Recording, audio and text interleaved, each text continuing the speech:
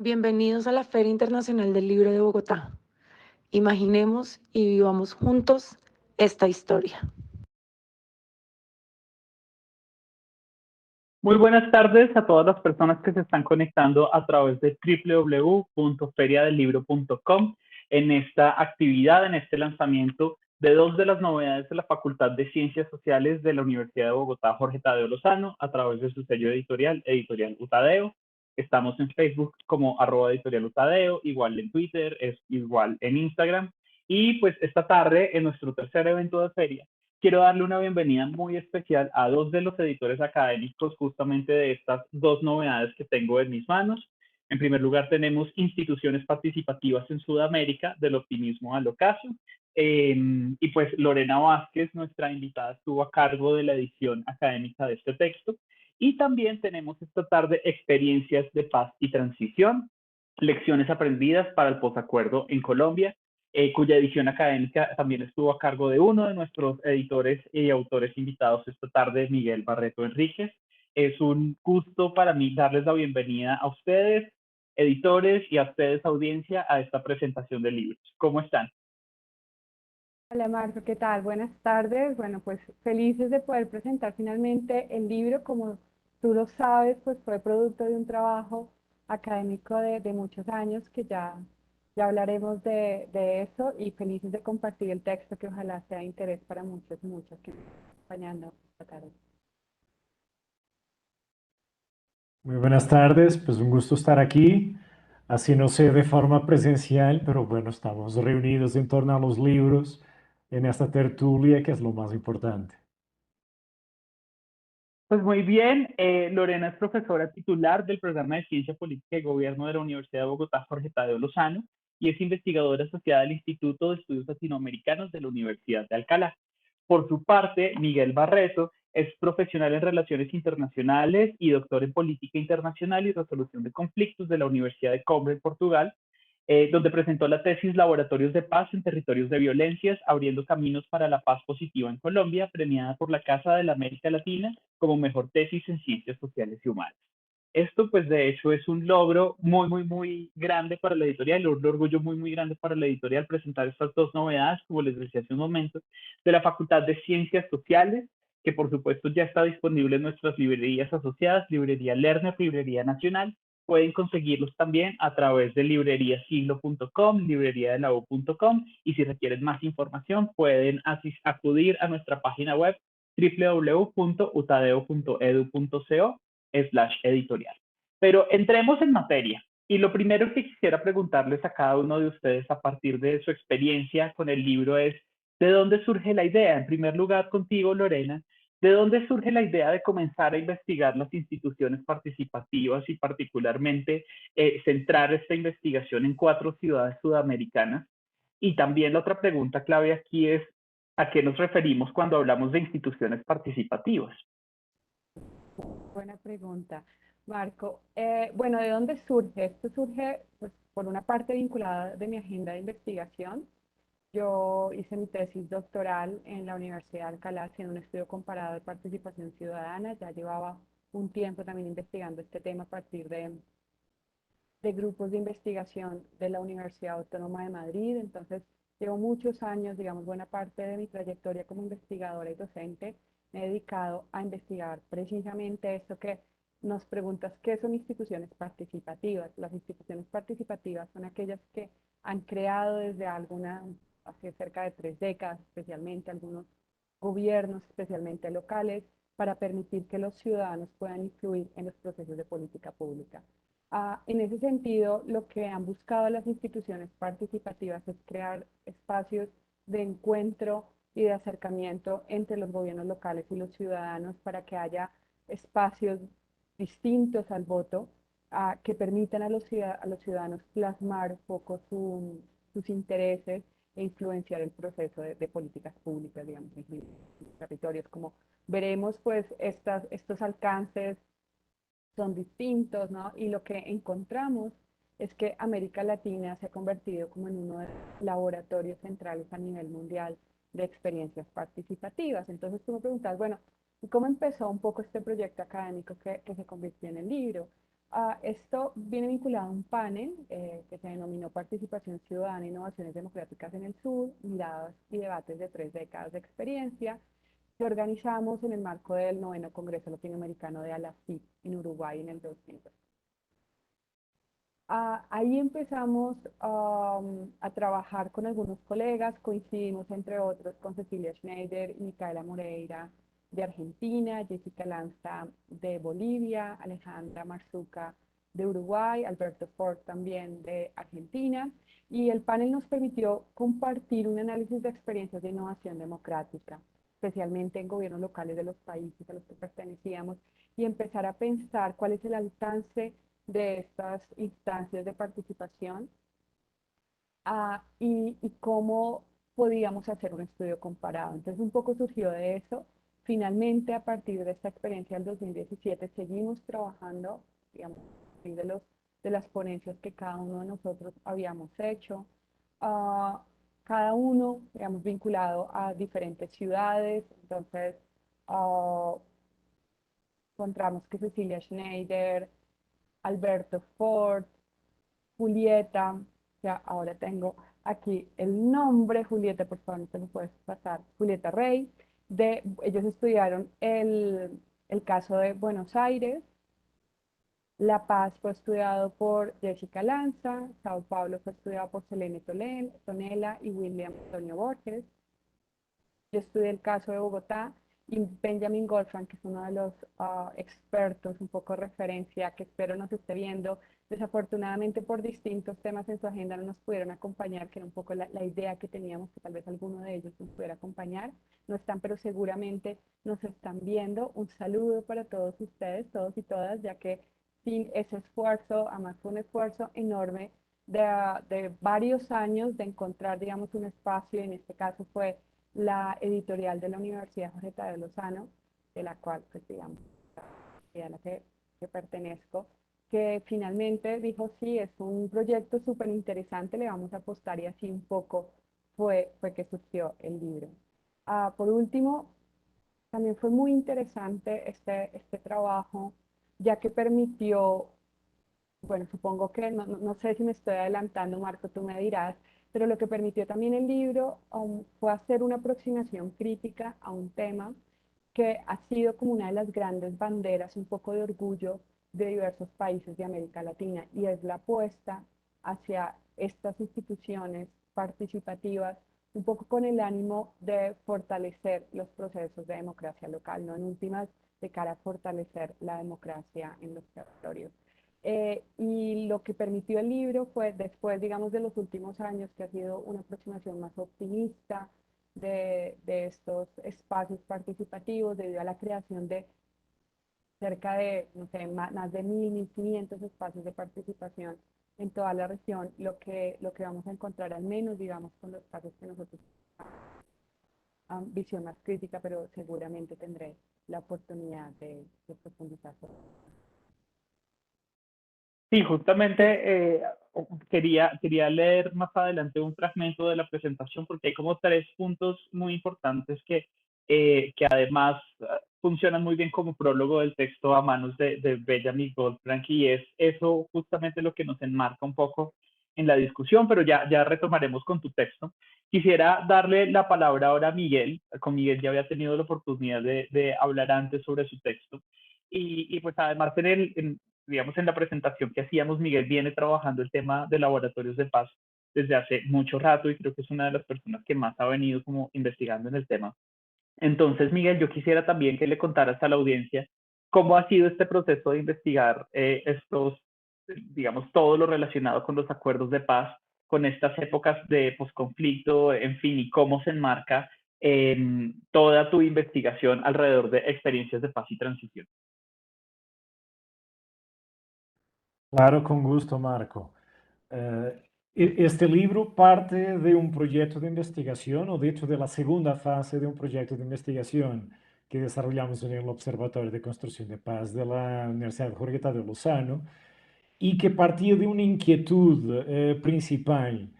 Colombia tiene un conflicto muy largo que está yo diría que casi sobrediagnosticado. Hay muchísimas publicaciones sobre el conflicto armado en Colombia, pero hay un cierto desconocimiento de otras experiencias de conflicto en el mundo.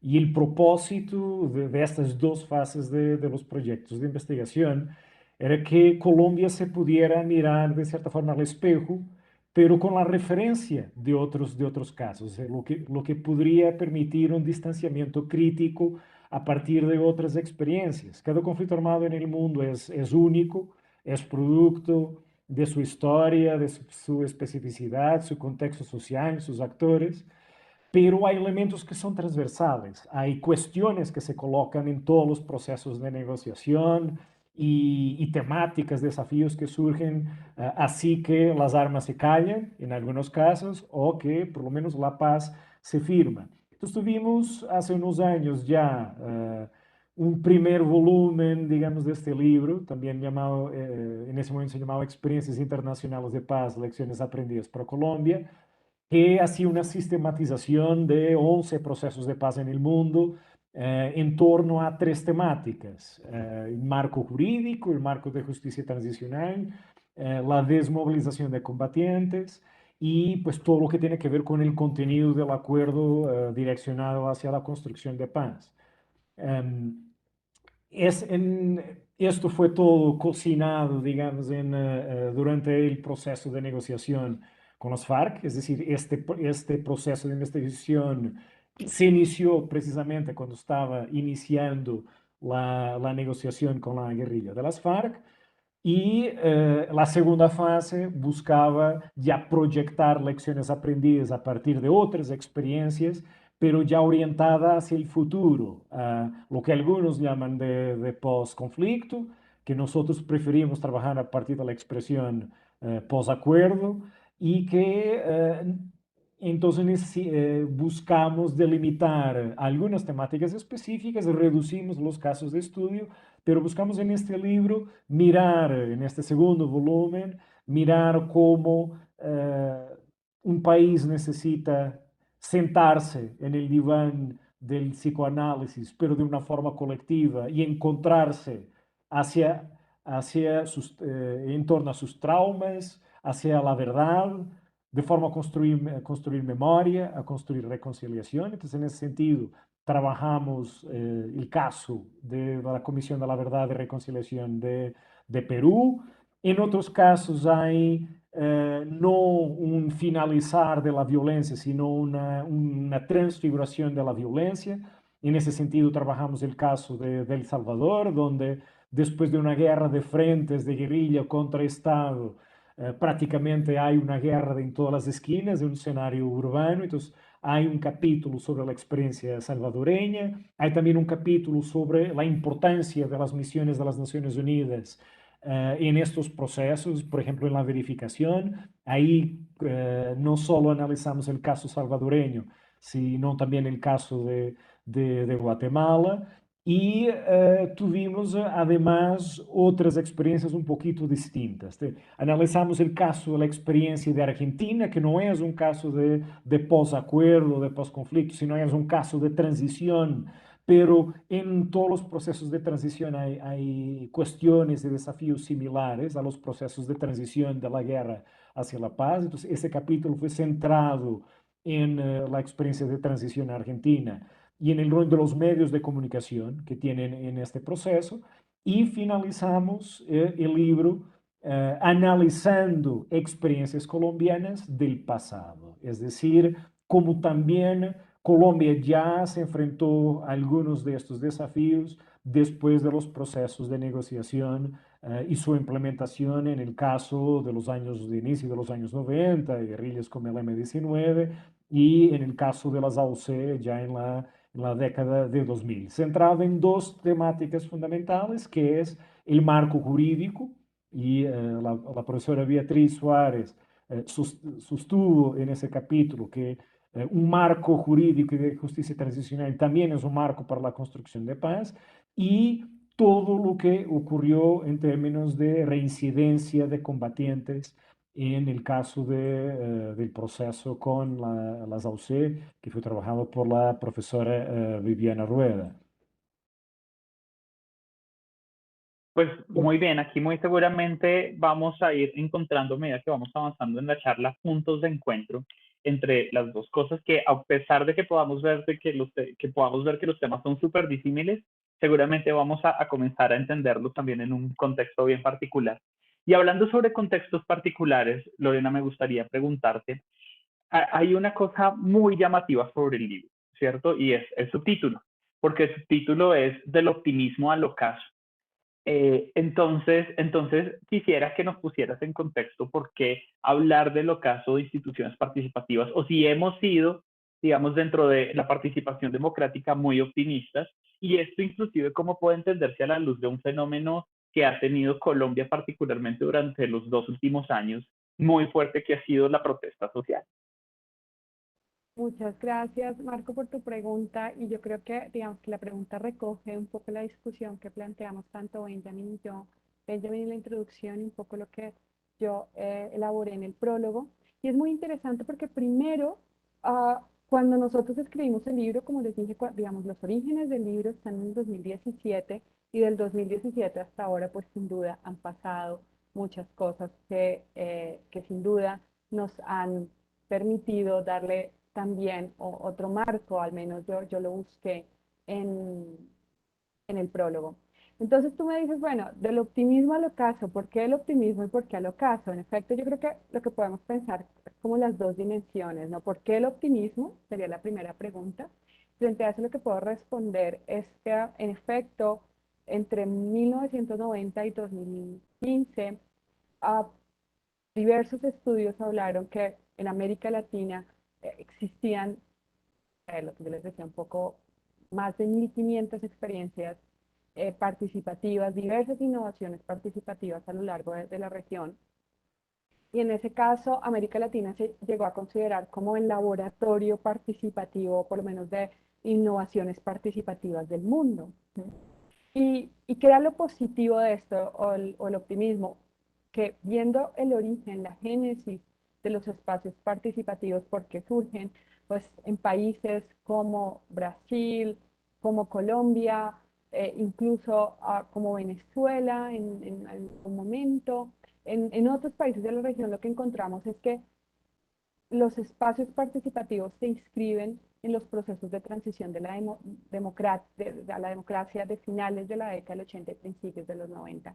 Entonces fue una época en donde había una necesidad enorme de intentar buscar las estrategias que permitieran consolidar las democracias débiles o incluso nacientes de muchos países de la región. Y frente a eso las innovaciones participativas se veían como la gran apuesta, ¿no? O sea, cómo podemos complementar la democracia representativa, digamos, el proceso de votaciones con unas instancias más cercanas a los ciudadanos que vienen a hacer las innovaciones participativas.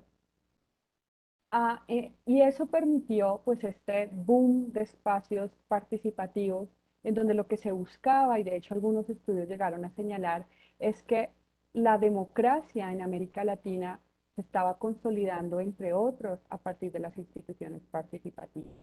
Algunos autores empezaron a vincularnos que eran los gobiernos de izquierda, como señalaba Benjamin en la introducción, que eran los gobiernos de izquierda los que más estaban apostando a las instituciones participativas, pero en general lo que se vio fue que gobiernos de diferentes ideologías en la región pues implementaron o llevaron a cabo espacios participativos. También se pensó que esta expansión de la participación ciudadana amplió la cobertura de servicios públicos, incrementó la distribución de bienes públicos, también el respeto de derechos, la introducción de políticas sociales, dándole voz a grupos un poco que han sido tradicionalmente excluidos del proceso político. Entonces, lo que se presentaba era que estas innovaciones participativas, sin duda, habían permitido un poco la consolidación democrática en la región.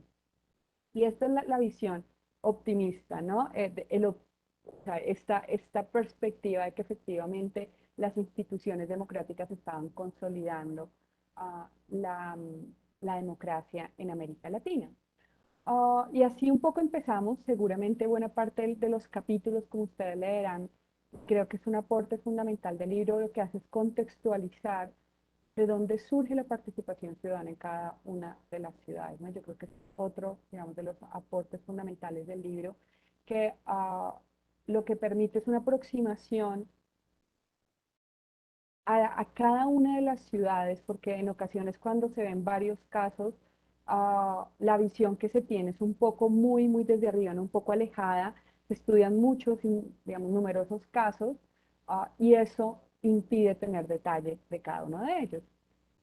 Por el contrario, muchos de los libros de participación ciudadana se centran en uno o dos casos. Así que hay muchísima profundidad, pero dejando un poco de lado el contexto de lo que está pasando en otros lugares de la región o incluso del mundo.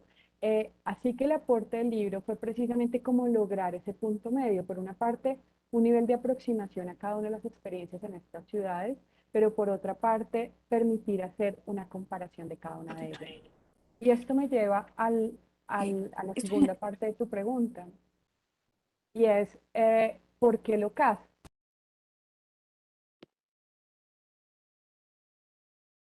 Un ratito. Lorena, ¿estás silenciada? ¿Estás silenciada? Le damos también la bienvenida a Jessica Lanza. Jessica es otra de las autoras de este libro de instituciones participativas en Sudamérica. Y ya también la invitamos a que se une a la conversación. Mientras tanto, Lorena termina con la idea. Que seguramente Jessica me podrá complementar muy bien. Jessica, un gusto que estés aquí, nos está acompañando desde Bolivia, así que un gusto, hace muchísimo que no nos veíamos, así que un gusto verte, estar aquí y finalmente estar celebrando por este libro, ¿no? Que tanto esfuerzo nos costó. Entonces, estaba con la última parte de la pregunta, ¿no? Y es, ¿por qué lo caso? Pues, digamos, a partir de la última década han empezado a surgir, de hecho, digamos, lo que fue mi primera investigación amplia de este tema, que fue mi tesis doctoral, ya hacía una revisión bastante poco crítica de la experiencia participativa, especialmente en Bogotá. Lo que encontramos es que en particular en el caso de Bogotá, y ahora seguramente podremos escuchar a Jessica, en el caso de La Paz, digamos, lo mismo, han surgido diversos espacios participativos, se han creado, digamos, en el marco de la normativa, numerosos espacios participativos, y eso pues ha generado como una demanda de la participación. Entonces, esta oferta participativa, este gran número de espacios participativos, pues ha llevado a que por una parte pues los ciudadanos les interese participar. Sin embargo, como ya lo adelantaba Benjamin en la introducción, lo que se evidencia en muchos casos es que desafortunadamente estos espacios participativos o bien dan una capacidad de incidencia a los ciudadanos limitada, es en primer lugar. Segundo, se discuten temas que probablemente puede que no sean tan relevantes de cara a los ciudadanos. Ah, Tercero, estos espacios en algunos casos vienen a legitimar posiciones que ya traen los gobernantes, y cuando surgen visiones contrapuestas, pues desafortunadamente no terminan un poco siendo dejados de lado, y esto lo que ha llevado, en particular lo hablo del caso de Bogotá, de los encuentros ciudadanos y de los consejos locales de planeación, es que haya una frustración de los espacios, ¿no? Porque se generaron expectativas por parte de los ciudadanos de efectivamente en países de la región con déficits democráticos, con unos sistemas de partidos, con una poca capacidad de responsiveness, ¿no? De escuchar a los ciudadanos, de efectivamente conectar con esas demandas de ciudadanos, y lo que se esperaba es que a través de los espacios participativos se lograra. Y la verdad que los resultados han sido, pues, en algunos casos limitados. Y creo que eso es lo que nos lleva a aventurar esta palabra de ocaso, que sin duda va a abrir un debate en la literatura de si efectivamente en América Latina estamos hablando de ocasos. Pero doy la palabra a Jessica para que me pueda contestar. Gracias. Muy bien, yo quisiera, antes de darle la palabra a Jessica, presentarla. Jessica estudió Administración de Empresas en la Universidad Católica Boliviana San Pablo, en Bolivia. Posteriormente realizó sus estudios en la maestría en Prospectiva Estratégica y en el doctorado de Políticas Públicas en el Instituto Tecnológico y de Estudios Superiores de Monterrey, en Nuevo León, México. Jessica, pues muchísimas gracias, bienvenida por estar aquí, por estar acompañándonos en la Feria Internacional del Libro de Bogotá. Y cuéntanos cómo se marca tu contribución desde La Paz, en Bolivia, a hablar justamente de las instituciones participativas en Sudamérica. Muchísimas gracias a todos, bueno, por la invitación y un gusto, Lorena, verte después de muchísimo tiempo.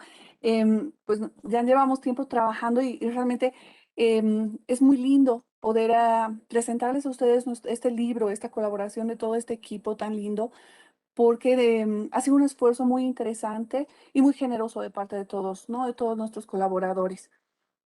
Bueno, en el caso de La Paz es muy interesante la experiencia, porque al igual que muchos otros municipios y ciudades, se dio un momento de apertura muy grande a crear espacios de participación. Se abrieron las instituciones municipales, dando mucha esperanza a una verdadera participación ciudadana, al impulso de esta y su incidencia en la gestión pública. En el caso que presento, estudios los consejos ciudadanos, em, que en realidad nacen y empiezan a crecer de forma muy interesante, pero en realidad de forma efectiva, es donde aparece su caso. Vamos identificando que ellos no han logrado tener una incidencia real, ¿no? En la gestión pública. La forma de su convocatoria, de su organización y la incidencia que tienen sus decisiones es totalmente limitada y acotada a lo que decide el poder ejecutivo, ¿no? Del municipio. Entonces, realmente no hablamos, parecería muy motivador, ¿no? De pronto decir, tenemos 20 consejos ciudadanos, pero aquí tenemos que ver la calidad de la participación en los consejos y realmente su incidencia, la incidencia que pueden tener todos los participantes de esas instituciones en mejorar la gestión pública o hacia qué camina la gestión pública. Pero es interesante, a pesar de este caso, ver que también estas instituciones públicas se han ido matizando. Y en realidad lo que ha estado pasando últimamente es que la sociedad civil organizada ha creado, ¿no? En su descontento por estos consejos, ha creado sus propias agrupaciones, unos propios consejos que sí tienen incidencia en la gestión pública, donde ellos mismos se convocan, ellos mismos organizan y sí han logrado tener una incidencia real, ¿no? En la gestión pública, ahí mostrando, ¿no? Claramente que tenemos algunos problemas en el diseño, ¿no? En el diseño de las instituciones que no responden a las necesidades, no dan espacios reales de participación, pero la sociedad también organizada está encontrando sus propias formas, ¿no? Sus propios mecanismos para incidir en la gestión pública, ¿no? Y creo que esa es una mutación que han tenido los consejos ciudadanos, por lo menos en La Paz, muy interesante y que realmente podemos ver resultados reales de cómo estos pueden ayudar a mejorar la calidad de vida de las personas, ¿no? Aportar al cambio de la gestión y enriquecer la gestión pública. Muy bien, hacemos una pausa, estamos saltando entre las instituciones y el postconflicto.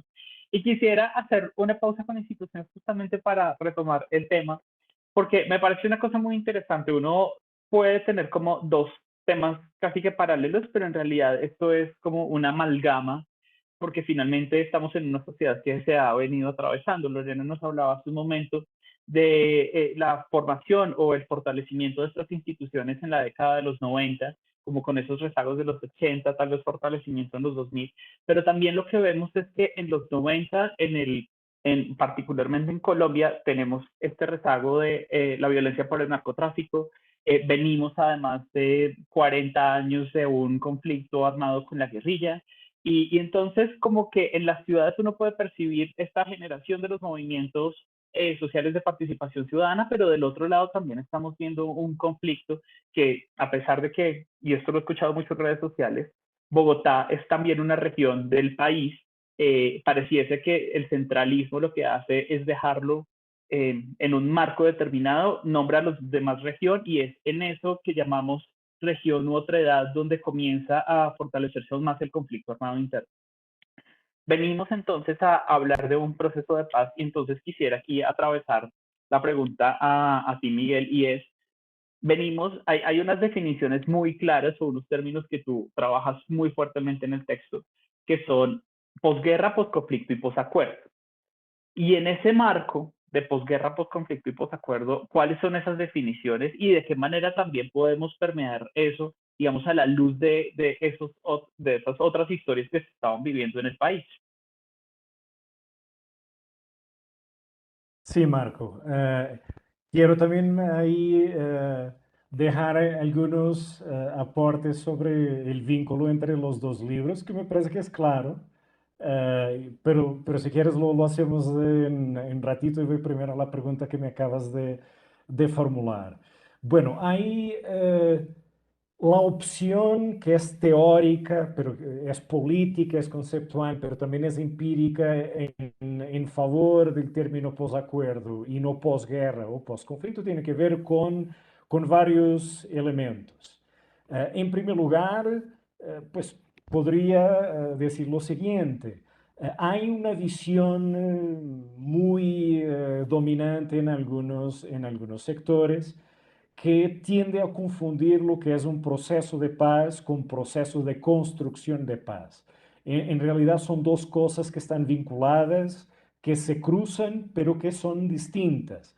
Yo me recuerdo precisamente cuando fue firmado el acuerdo de paz, ahí con pompa y circunstancia en Cartagena, dice Juan Manuel Santos, cesó la horrible noche, pero en realidad no había cesado la horrible noche de ninguna forma y vino toda la comunidad internacional, toda la atención de los medios internacionales, en el sentido que Colombia era un país en paz.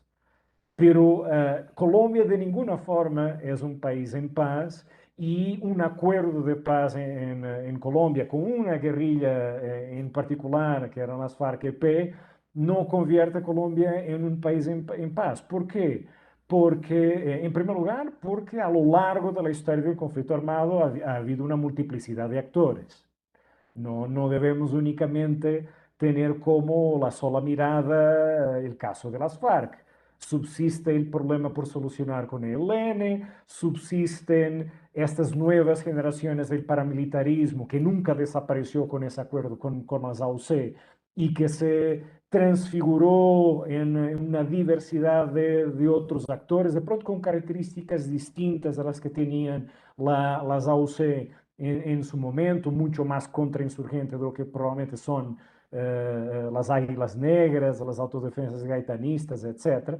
O sea, Colombia, por un lado, tiene otros actores armados que siguen llevando a Colombia que sea un país con una confrontación armada abierta, sobre todo en algunos de los territorios del país, los territorios más periféricos, más marginados, toda la costa del Pacífico, Cauca, Nariño, Chocó, son territorios en disputa militar entre distintos actores, de la misma forma que otras zonas como Arauca, como el Catatumbo. Entonces, en primer lugar, me parece incorrecto, y esa fue la postura que adoptamos en este libro, hablar de un post-conflicto en el sentido que el conflicto permanece.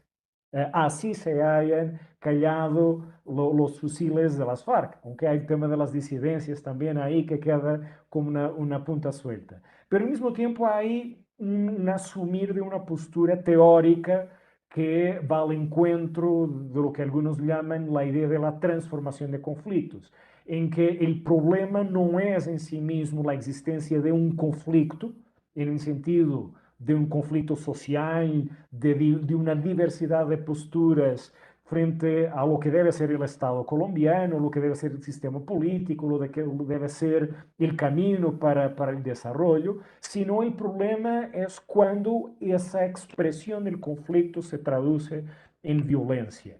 Y entonces, en esa medida, también hay una elección del término posacuerdo en detrimento de posconflicto, porque el conflicto no termina. O sea, la idea, por ejemplo, de las FARC en el sentido de defender otro tipo de modelo de desarrollo, para el país, distinto a lo que ha sido históricamente, sigue ahí, solo que se traslada a otro campo. Es decir, este proceso de transición de las Fuerzas Armadas Revolucionarias de Colombia en un partido político llamado FARC, que cambia también la misma expresión, es parte de esa transición de un conflicto que era armado a un conflicto que es político, ideológico, partidario. Es esencialmente en ese sentido que utilizamos posacuerdo en detrimento de una idea de posguerra o de posconflicto. Pues muy bien. Vuelvo con las instituciones participativas porque justamente del texto de Benjamin hay unas cosas que me llaman mucho la atención y les voy a leer puntualmente el texto para que podamos a la luz de este discutirlo un poco. Se sugieren en tercer lugar tres aseveraciones generales sobre los orígenes, alcance y variaciones de las instituciones participativas. Primero, la explosión de experimentos participativos en América Latina tiene raíces complejas y diversas, pero este fenómeno no es solo una consecuencia de diversos cambios regionales y globales. América Latina también ha contribuido a la creación y difusión mundial de las prácticas participativas. Segundo, a pesar de su abundancia, el alcance de las nuevas instituciones participativas ha sido limitado, inclusive en los países considerados modelos de la democracia participativa. Estas limitaciones varían caso a caso. Mientras en algunos lugares pocos ciudadanos participan, en otros puede haber tasas mayores de participación, pero se decide sobre asuntos menores o los participantes tienen un papel restringido a la consulta. Tercero, las variaciones en los tipos de institución participativa y en sus efectos concretos no se puede explicar solamente refiriéndose a la ideología del gobernante. Es decir, que aunque la izquierda jugó un papel importante en la creación de nuevas instituciones participativas en muchas ciudades latinoamericanas, existe tanta variación dentro de las ciudades gobernadas por la izquierda como entre ellas y las ciudades gobernadas por otras fuerzas políticas. Y aquí retomo un poco lo que Jessica nos contaba al principio de este laboratorio que ha sido Latinoamérica para las instituciones participativas. Yo quisiera que me hablaran un poco, Jessica, alrededor de lo que pudiste ver en Colombia, en Bolivia, perdóname, y Lorena, lo que has visto particularmente desde Bogotá alrededor de esto que nos postula Benjamin en el prólogo del texto. Muchas gracias. Sí, Benjamin lo dice de forma muy clara, ¿no? Sí, en Bolivia, en La Paz, se ha visto una explosión de experimentos en participación, ¿no?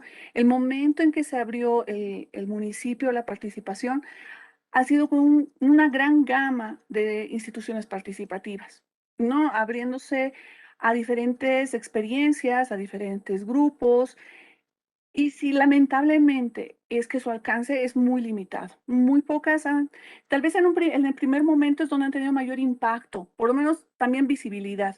Y poco a poco lo que ha pasado es que se ha ido rompiendo el encanto, ¿no? Este diseño, yo voy más al diseño de la institución, el diseño mismo de la institución ha ido rompiendo el encanto de la participación, hay menor convocatoria y, claro, los actores al ver que no tienen una real incidencia en la gestión pública, dejan de participar, ¿no? Y es ahí que aparecen estas nuevas formas o nuevos espacios de participación. Y también coincido en lo que Benjamin decía, ¿no? No, no necesariamente ha tenido que ver con algo ideológico, ¿no?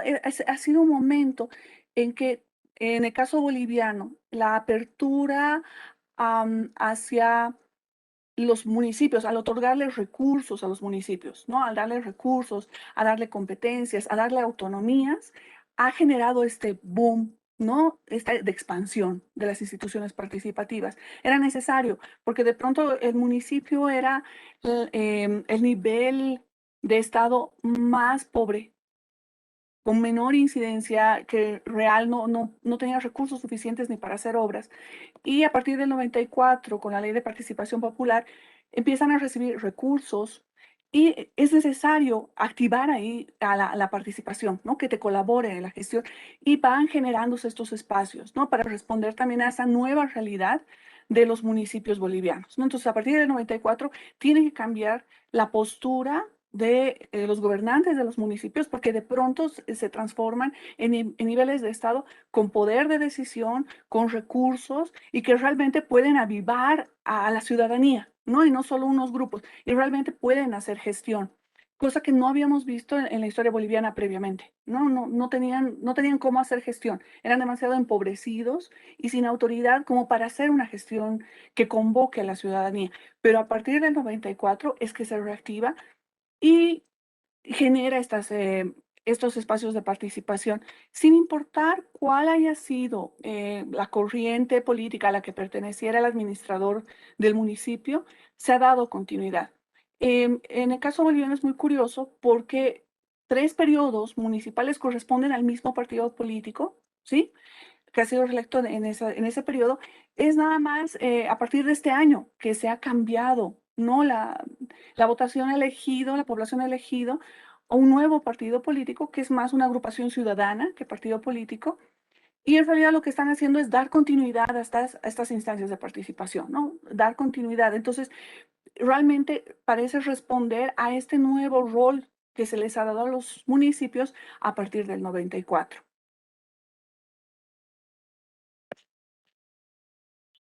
Lorena, De acuerdo, gracias, Marco. Sí, yo creo que voy a vincularlo con la respuesta de Jessica, que en efecto ha introducido un tema fundamental para entender la participación ciudadana y fueron las reformas de descentralización que empezamos a identificar a partir de la década del 80 y la década del 90, que es donde se va a profundizar aún más. Muchos de los países de la región, al hablar de descentralización, ah, digamos, fortalecieron estos procesos de transferencia hacia los municipios de competencias, de recursos, como decía Jessica, eh, y eso dio a los municipios un papel que antes no tenían, ¿de acuerdo? De cara a resolver las necesidades de los ciudadanos, efectivamente tener un papel importante en la prestación de servicios públicos y demás.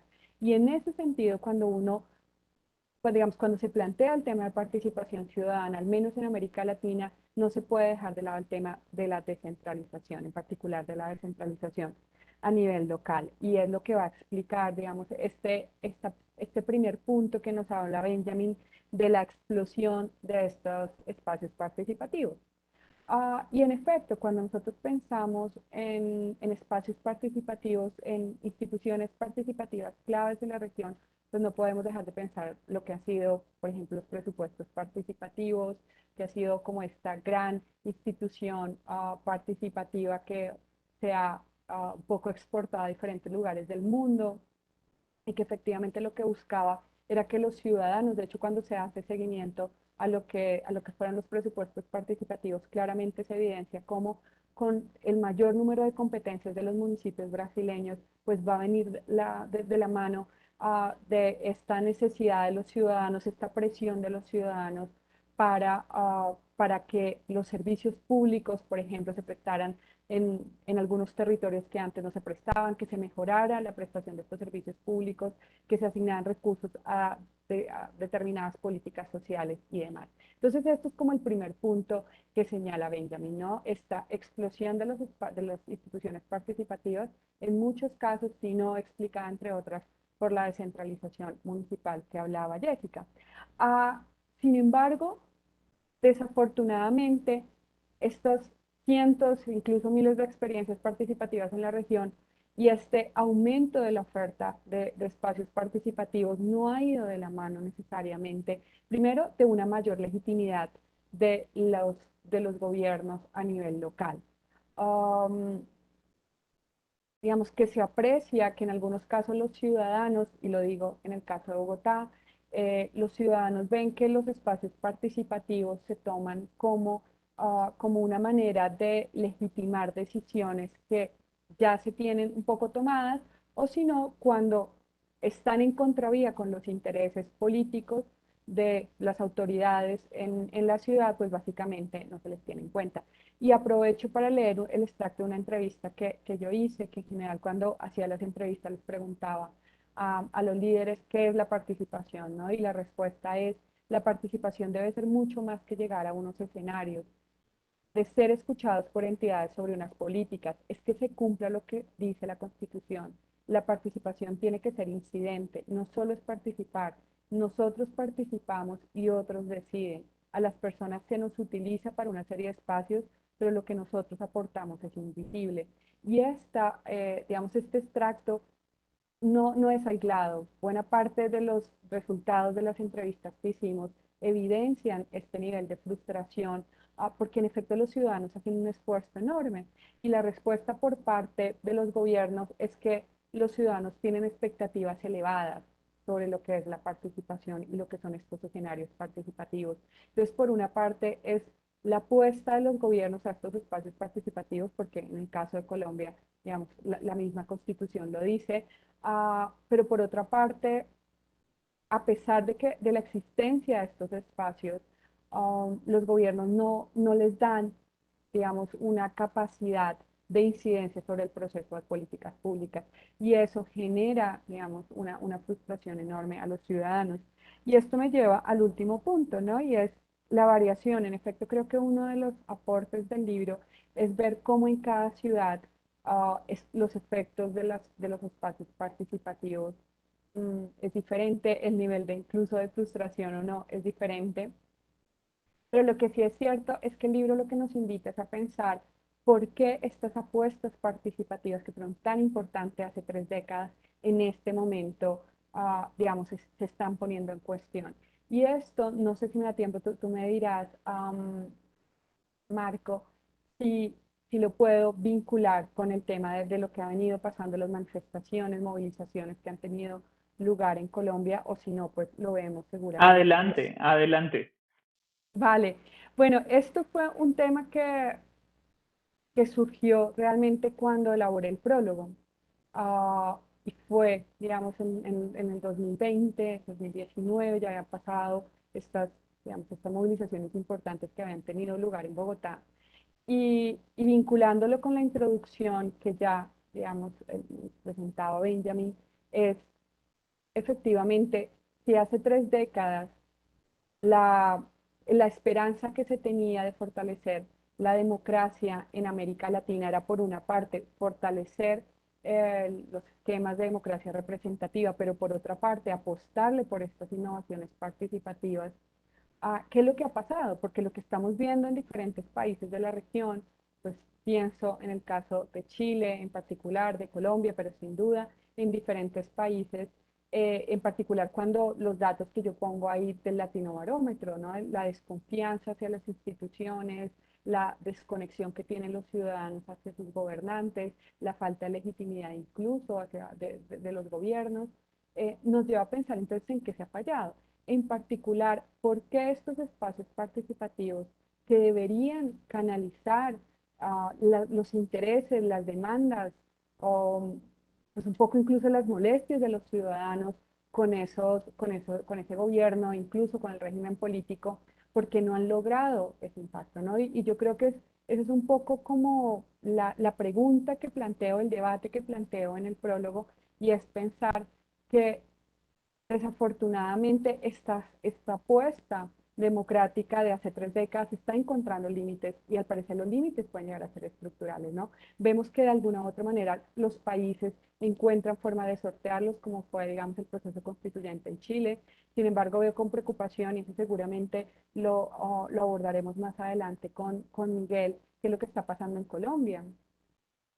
En particular porque quienes han sufrido con mayor rigor digamos, esta debilidad de la implementación de los acuerdos y este denominado postconflicto han sido los líderes sociales. Los líderes sociales, estos liderazgos sociales que han sido en diferentes lugares del país, entre otros, están vinculados precisamente a ser uh, como la contraparte de los liderazgos tradicionales en la región. Muchos de los liderazgos que probablemente han sido monopolizados por diferentes sectores políticos, pues estos nuevos liderazgos políticos llegan un poco como a cuestionar, a integrar nuevos temas en la agenda, a pensar, digamos, en vedurías acerca del uso de los recursos y demás. Y yo creo que una pregunta interesante que seguramente en este espacio no podremos responder, pero es porque, digamos, uno de los actores que con mayor rigor está viviendo estos últimos años de violencia han sido los líderes sociales, ¿no? En particular, porque cuando uno piensa en la participación ciudadana, y con esto termino, uno piensa en la redistribución del poder político. O sea, ese es el sentido último de la participación ciudadana. O sea, lo que busca no es simplemente escuchar a los ciudadanos, como decía un poco aquí la entrevista, escuchar lo que me interesa y después dejar de lado buena parte de sus demandas. No, precisamente el fin último es la redistribución de este poder político, y si hay una resistencia en esta redistribución de poder, y además, digamos, estamos hablando de un país con una violencia endémica, pues probablemente hacer efectiva la participación ciudadana, ya no solo en Bogotá, sino en particular hablo de los territorios, será más. En estos últimos minutos que nos quedan, y quisiera darle la palabra a Miguel, quisiera también leer un fragmento particularmente de uno de los capítulos del capítulo que Miguel escribió en Experiencias de Paz y Transición. En este juego está fundamentalmente romper el ciclo de venganza entre antiguos enemigos y la espiral de violencia que los conflictos armados suelen generar. Como subrayaba Gandhi, el ojo por ojo deja a todo el mundo ciego. En ese sentido, el primer objetivo de la reconciliación pasa por abdicar la violencia y desarrollar mecanismos de resolución pacífica de conflictos. Sieber describe este proceso como volver a la política, entendida como la capacidad de negociar entre grupos para realizar o perseguir intereses comunes de forma no violenta. Y aquí yo creo que encontramos como el punto principal de encuentro entre lo que se propone en instituciones participativas en Sudamérica y en experiencias de paz.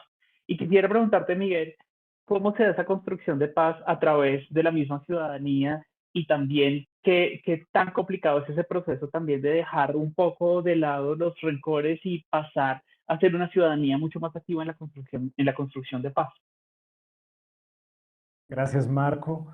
En Colombia, como en muchos países del mundo que han enfrentado conflictos armados, construir paz también es construir democracia o construir más calidad de democracia. De hecho, no es por casualidad que el segundo punto que fue negociado en La Habana fue designado de una apertura democrática. Es decir, ha sido una causa estructural en el conflicto armado en Colombia, Frente Nacional, etcétera, etcétera. No hay tiempo para profundizar en ese sentido, pero el conflicto armado es un síntoma también de problemas estructurales más profundos, el problema de la participación política, el problema de la calidad de la democracia colombiana, que siempre ha sido una democracia limitada. Javier Giraldo llamaba a Colombia la democracia genocida por el nivel de represión que hay en Colombia. Y en ese sentido, la construcción de paz también pasa por construir una nueva cultura política, una nueva comunidad política y generar nuevos espacios de participación. El acuerdo de paz buscó impulsar un nuevo estatuto de oposición, buscaba facilitar la participación partidaria, el acceso de pequeños partidos a los medios de comunicación. Y yo creo que precisamente yendo al encuentro de lo que también Lorena ahorita estaba comentando, estas protestas, el paro, lo que piden es más paz y más democracia, más participación. Y naturalmente que la reconciliación, ahí yendo también comentando ese fragmento, la reconciliación pasa por generar otro tipo de relaciones sociales en Colombia, otro tipo de relaciones políticas, que no vean al adversario como un enemigo, que permitan la cooperación entre campos contrarios, lo que no es borrar las diferencias, sino convivir pacíficamente con las diferencias dentro de un sistema que sea democrático y que sea lo más democrático posible, ¿no? Como decía mi compatriota Boaventura Sousa Santos, la importancia de democratizar la misma democracia. Jessica, Lorena y Miguel, muchísimas gracias por haber aceptado esta invitación a presentar estos textos. Recuerden, experiencias de paz y transición, lecciones aprendidas para el posacuerdo en Colombia y instituciones participativas en Sudamérica, del optimismo al ocaso, están disponibles ya en librerías, también están disponibles en nuestras tiendas virtuales a través de libreriasiglo.com, libreriadelao.com. Invitadísimos todos a que consulten estos libros, de verdad que se generan unos debates bien importantes en torno a la construcción de la ciudadanía y a la construcción de paz. y no me queda sino agradecerles desde la Universidad de Bogotá, Jorge Tadeo Lozano y su sello editorial, Editorial Utadeo, a ustedes los autores por haber aceptado esta invitación y a ustedes la audiencia por conectarse a este evento. Y pues bueno, muchísimas gracias por por generar este espacio de discusión alrededor de los libros. Gracias a todos y buenas tardes. A ti, Marco, muchas gracias por este espacio, a Jessica, a Miguel, y seguramente ojalá tengamos espacios más largos para vincular esto de, no, de la construcción de paz con la participación ciudadana que seguramente tiene. Así que gracias. Y Con ojalá todo que el, sea un libro. con todo el gusto, Marco. Pues ahí siguen estos debates pendientes para la sociedad colombiana y para los cuales los libros dejen por lo menos un grano de arena a la discusión. Muchas gracias, Marco, y a mis colegas. Realmente un gusto participar y compartir este espacio con ustedes y aportar un poco al debate, ¿no? Y que sigamos construyendo este debate. Muchas gracias. Recuerden seguirnos en nuestras redes sociales. Estamos en Facebook, Twitter e Instagram como Editorial Utadeo. Nos vemos mañana. Mañana tenemos Filbo Debates a las 3 de la tarde en una mesa sobre migración y género en América Latina. La semana entrante tenemos 2 presentaciones más. Un texto sobre la relación de las pymes entre Colombia y México y uno sobre diseño, pensamiento y creación. Hasta pronto. Que estén muy bien.